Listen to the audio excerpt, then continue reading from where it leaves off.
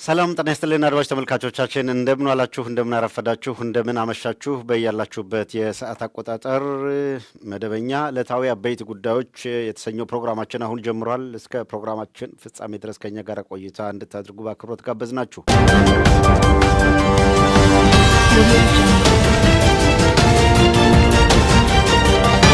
ቋሚ ሲኖዶሱስም መውጣት ስለማይችል ነው።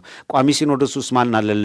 ሳዊሮስ አለ፣ ግድያውን ከሚመሩት መካከል አጽብቶ ኦርቶዶክሱን ትክክል ነው ከሚሉት መካከል ሕርያቆስ አለለ። አብይ አህመድ ጸጉሩን እያሻሸ አንተ የኔ ኩያ እኮ ነህ ያለው ሰው አንተ የኔ ኩያ ነህ፣ ይሄንን ሽማግሌ ሁሉ ተወው ብሎታል። ሕርያቆስ ህልሙ ከአብይ አህመድ ጋር ሆኖ ስለሚያገኘው ሌላ ስልጣን ነው። ሰው ጺሙን ስላስረዘመ የንግግሩን ስላሳመረ ምናምናት መለካዊ ሆኗል። ግልጹን እንነጋገር። ምንም ማሽሙንሙን አያስፈልግም። ምንም ማሽሙንሙን አያስፈልግም። እውነታውን መመስከር ነው። ለነሱም ለንስሐ ከጠቀማቸው እንደገባን ካወቁ እውነታው ይሄ መሆኑን ምዕመኑ ከተረዳ ምናልባት ይመለሱ ይሆናል። ምናልባት ማን ያውቃል? ዴማስ ሆነው ሄደው ከቀለጡ ሌላ ነገር ነው። ጳውሎስ ሆነው ተመልሰው ከአሳዳጅነት ወደ አጥማጅነት ከመጡ ደግሞ ማን ያውቃል? እግዚአብሔር ያውቃል። ግን እኔ የማውቀውን እውነት ነው የምነግራችሁ። የአሁኖቹ የቋሚ ሲኖዶሱ አካባቢ ፈላጭ ቆራጭ የሆኑት ሹመኞች ሳዊሮስም ሕርያቆስም ብትወስዳቸው ለአብይ አህመድ የትኞቻችን የበለጠ ቅርብና ታማኝ እንሆናለን በሚል የሚለፉ ናቸው። የአዳነች አቤቤ ቀሚስ ምን ያህል ይሰፋል የሚለውን ልኬት ብትጠይቃቸው ሕርያቆስና ሳዊሮስ ናቸው የሚያውቁት። ቱ ቢ ኦነስት የምንነግራችሁ ምንም ምርጫ የለም። ይኸውልህ እንዲህ እየተሳቀቀ ወገን እየሞተ አንተ ቆውን አይተህ ምናምን የሆነ ነገር ብትል በዚህ አትጸድቅም። እጸድቃለሁ ካልክ መብት ነው። በፈለከው መንገድ መሄድ ትችላለህ። የሳዊሮስ መስቀል እኔ ሊያወግዘኝ አይችልም። ይኸውልህ ከነዚህ ከግፈኞች ጋር ክርስቲያኖችን ከሚያርዱ ጋር አብሮ የተቀመጠ እንዲህ ነው የሚለው መጽሐፍ። ዕጣኑም ምናምንቴውንም ከፊቴ ይዘህ ሂድ ከእጅህ ማን ይፈልጋል ነው የሚለው እግዚአብሔር። እኔ የማውቀው እግዚአብሔር ነው የሚለው።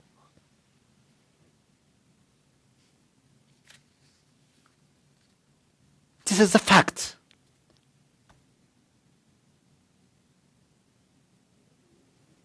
እንግዲያማ ሊፈርዱ የመጡትን በድንጋይ ሊወግሯትም ተንሰፍስፈው የመጡትን ካየ በኋላ እንዲህ አላቸው፣ ከእናንተ መካከል ኃጢአት የሌለበት ማንም ቢኖር እሱ ይውገራት። አይደለም ያለው? ከእናንተ መካከል ኃጢአት የሌለበት፣ ከእናንተ መካከል ክፋት የሌለበት እሱ ይውገራት።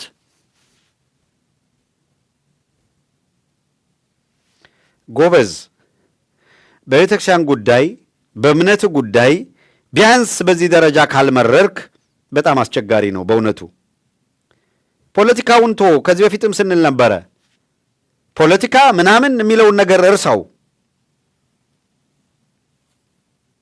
አንድ ፓትርያርክ፣ አንድ ጳጳስ፣ አንድ ካህን ምን አስፈርቶት እንደው የውስጡንም ሽንቶ በውጭ ያለው ጳጳስ ምን ሆኖ ነው? ምን ሆነው ነው? እስቲ ንገሩኝ። በየደብሩ የቤተ ክርስቲያን አስተዳዳሪዎች አሉ አይደለ? ምዕመናን እያዋጣችሁ የምትቀልቧቸው አይደለም? ጥሩ መኪና እንዲነዱ ጥሩ ቤት እንዲኖራቸው ምናምን የምታስችሏቸው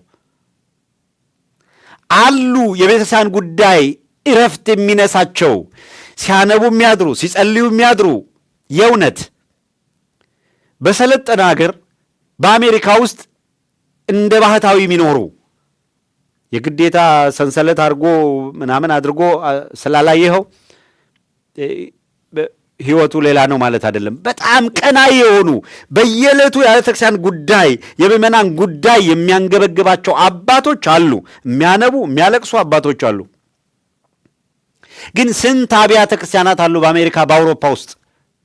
እስኪ በየቦታው ያላችሁ በምትሄዱበት አብያተ ክርስቲያናት ማን ሲጸጸት አያችሁ? ማን ሲቆጨው አያችሁ? ግፋ ቢል ማንም አይሰማንም ብለው አገዛዙ አይሰማንም አይቀየመንም ብለው ባሰቡ ጊዜ ምናልባት ከቅዳሴ በኋላ አንዲት ደቂቃ ምዕመናንም ምንም እንዳይሏቸው። በእውነት ያሳዝናል። ምዕመናን በአርሲ ወገኖቻችን አለቁ ምዕመናን ምናምን ሊል ይችላል። ጉጣ ብትለው አደባባይ አይወጣም። አየህ፣ እነዛ የሞቱ ምዕመናን ቢቆጩት ለፖለቲካ ዓላማ አገር ተበደለ፣ አገር አደጋ ውስጥ ወደቀ፣ ወገኖቻችን ለጥቃት ተጋለጡ ብለው ነው የምነግራቸው። የፖለቲካ ኃይሎች ወይም አክቲቪስቶች፣ የመብት ተሟጋቾች እኮ ህዝቡን አሰባስበው ስቴት ዲፓርትመንት በር ላይ ሄደው እኮ ይሰለፋሉ አይደለም? ከቅዳሴ በኋላ በ2 ደቂቃ የለም እንዳትለው፣ አላወገዘም፣ አልተናገረም እንዳትለው ቢልን አትስማው። አሁን እኮ ራሳችንን ችግር የገዛ ጠላታችን ራሳችንን የሆን ነው። የምንቀልበውን አላወቅንም። ስንቶች ውስጥ ተቆጡ? እስኪ ጠይቁ ራሳችሁን። በየምትሄዱት አብያተ ክርስቲያናት ስንቶቹ ሲቆጩ አያችኋቸው? በተመሳሳይ ሁኔታ ሁልጊዜ ሰልፍም ምንም ቢባል የሚወጡት ተመሳሳይ ሰዎች ናቸው እንደምታውቁት። እነዚያ ቤት የላቸውም፣ እዛ የተገነባ ህንፃ የላቸውም። አሁን በቅርብ ጊዜ አላያችሁም? 40 ሚሊዮን ቤቴን ለከሌ ምናምን ሰጥቻለሁ። መጀመሪያ 40 ሚሊዮን ብር ቤት ምን ልታረግ ነው? ምን ያለው ጉደኛ ነህ ለመሆኑ? 40 ሚሊዮን ብር ቤት ህንፃ ገንብተ ስንት ዓመት ሆኖታል ሲባል 15 ዓመት 20 ዓመት። ከኔ ኢማጂን ከ15 ዓመት በፊት የ40 ሚሊዮን ብር ቤት ገንብቷል ዋሽንግተን ዲሲ ተቀምጦ። ህዝቤ ወሩን ሲቃጠል ሲንገበገብ ውሎ በዚህ በዚያ 2 ስራ 3 ስራ ሲሰራ ውሎ መባ ብሎ እየሄደ ይሰጣል። ጋሼ ወስዶ የ40 ሚሊዮን ብር ቤት ሰርቶበታል።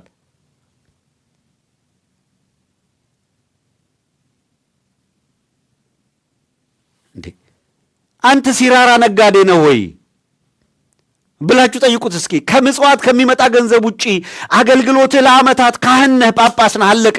አንድ ካህን አንድ ጳጳስ ከየት አመጣኸው 40 ሚሊዮን ቤት ለመገንባት ህንፃ ለመገንባት ተብሎ አይጠየቅም። አየህ፣ የነተበ ልብስ ለብሰው በየገዳማቱ መከራቸውን የሚያዩ ማስቀደሻ ጧፍና ሻማ የሌላቸው፣ አየህ፣ የእርግማንህ ምልክት። በየዕለቱ የሚወርደው የነዛ እምባ እሳት ሆኖ ባይፈጅህ ምን ይገርማል? እዛ ያለውን እንደው ኤክስኪውዝ እንስጠው ብንል ውጭ ያለው ታዲያ ምን ሆኖ እኮ ነው? ጥያቄያችን እኮ ይሄ ነው። አሁንም ደግሞ አለው ሁሉም ካህን ሁሉም ጳጳስ እያልኩ አይደለም ያለሁት። ቀናይ የሆኑ አሉ፣ ለህዝባቸው የሚጮኹ አሉ። ምሳሌ ጥቀስ ብባል እኮ ከጳጳሳት አቡነ ሉቃስ አሉ፣ አቡነ ጴጥሮስ አሉ። እየጮኹ ነው እኮ ስለ ጮኹም ልክ አይደለም ስላሉም ስለተቃወሙም አቡነ ሉቃስም አቡነ ጴጥሮስም ኢትዮጵያ አገራችሁ አይደለም አትገቡም ተብለው ተነጥቀዋል። ቢኮዝ ካላውያን ነገስታት ከአረመኔዎች ጋር አንሰለፍም በማለታቸው። ጌታ የተንጠለጠለ ቦርጩን አዝሎ በፈረስ ክላስ ተኝቶ ውስኪ እየጠጣ አዲስ አበባ እየደረሰ የሚመላለሰውን በሙሉ ጉልበቱን ስመ የምትጸድቅ ይመስላል። አትጸድቅም ጌታዬ፣ አትጸድቅም። ከዚህ የምታገኘው ቡራኬ የለም። እውነቱን እንነጋገር። እጸድቃለሁ ካልክ መብት ነው። በፍጹም ግን የሚሆን አይደለም።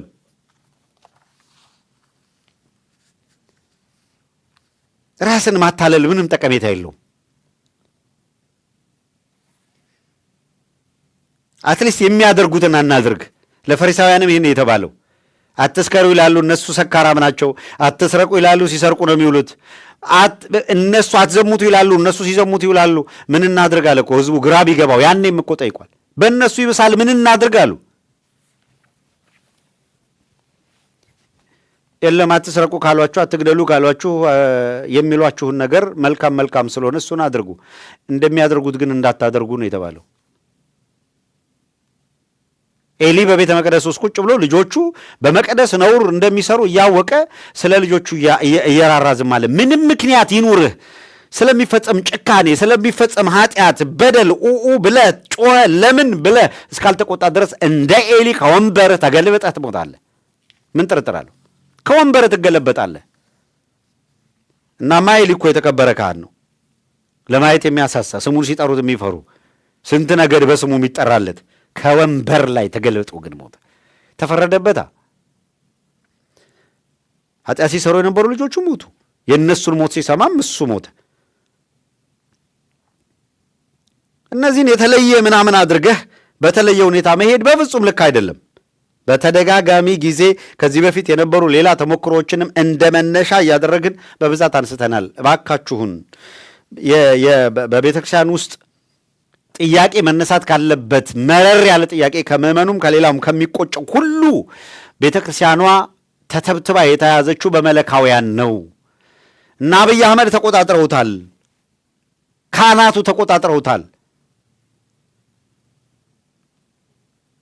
ነገርናችሁ እኮ በቃ ምንድን ነው የምጠብቁት ከሳዊሮስ? እኚሁ ማናቸው የሚባሉት የሀገረ ስብከቱ ሊቀ ጳጳስ ለመጠየቅ ሞከርን። በእውነቱ በዙሪያቸው ያሉ ሰዎቹንም አሁን በማሟያ የገቡ ቢሆንም እንኳን የብዛሚነስም መንፈሳዊነት አላቸው። የብዛሚነስም ችግር በተፈጠረ ጊዜ ሁላ ቢያንስ መግለጫ አውጥተው እነ አራርሳ መግለጫ እንዴት ያወጣብናል? እኛ የሾምነው መግለጫ እኛ ላይ እንዲያወጣብን ነው ወይ የሚል ነገር ያቀራራሉ። ምክንያቱም የፖሊስ ኮሚሽኑ ማለት ነው ኦሮሚያ ክልል ቢያንስ እንደዚህ የሚሉ ትንሽም ቢሆን የሚሞካክሩ ልክ አይደለም የሚሉ አሉ። ሌላውን አድፍጦ ዝም ብሏል። መቀያየም አይፈልግም ከመንግስት ከሚባለው ቡድን ጋር ማት ነገር እዚህ ሲያምታታ ሲጠጣም ወይ አልባሌ ቦታም እዚህ ሲል ስርዓቱ ቀጨም አድርጎ ያዘባቸው ነገር አለ። በቃ አድፍጠው ዝም ብሎ ጎብለል ከእግዚአብሔር በላይ ስርዓት እየፈሩ ማለት ነው። በእውነት ምን አለበት ይሄ ቢቀርና በዚህ እድሜያቸው የፈለገውን ይበል ብን ብለው ከሰው ተደብቆ ከእግዚአብሔር መደበቅ እንደማይቻል ያውቃሉ።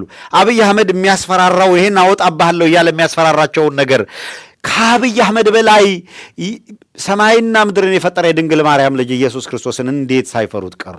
እነዚህ አባቶች ለምን በቃን ብለው በቃን ብለው ለምን ምንን ብለው ገዳም ሄደው ለንስሐ አልበቁም? ጭራሽ ደግሞ መስቀል ይዘው እነሱ አውጋዥ መሆን ይፈልጋሉ። አየህ፣ ወንጀሉን ስታወጣበት ወንጀል የተነገረብኝ ብሎ አውግዛለሁ ብሎ ያስፈራሯቸው ሰዎች አሉ። እንዳትፈሩ ምንም አይነት ይሄ ከአገዛዙ ጋር ተባብሮ ወንጀል የሚሰራ በሙሉ አውግዞህ ምንም ባንተ ላይ የሚመጣ ነገር የለም። በራሱ ውግዘቱ ይመለሳል። ሊረግም ወጥቶ ተረግሞ ይመለሳል። ምንም አትፍራ። በዚህ በኩል ብቻ በክፋት መንገድ ብቻ በኃጢአት መንገድ አትሂድ። ይሄ ነው እውነታው። እና በአርሲ እየተፈጸመ ያለው መራር ግፍ የእውነት ያስቆጫል፣ የእውነት ያንገበግባል። አንዳንዶች ይሄንን ህመማቸውን ስቃያቸውን እንደው ቢያንስ ለምን እንዲህ እንሆናለን? ለምን ይሄ ግፍ ይፈጸማል? ምን አደረጉ ክርስቲያኖች? ለምን እንደዚህ ይሰቃያሉ? ብለው አንዳንዶች ቢያንስ ያቅማቸውን ያክል የሚችሉትን ያክል እየተናገሩ እንደሆነ ተመልክተናል። ከአርቲስቶች መካከል አንድ ሁለቱ እንደው ብሶት ሲተናነቃቸው ከዚህ በላይ ምን እንሆናለን ብለው ልክ ቴዲ አፍሮ ፍቅርን ብለን እንጂ ብዬ እንጂ ነው ያለው አይደለም። ከዛ እኔ መች እፈራለሁ እኔ ስለ አንድ ከሀገር አይበልጥም መች ይበልጣል እኔስ አንድ ነፍስ የሚልበት ማለት ነው።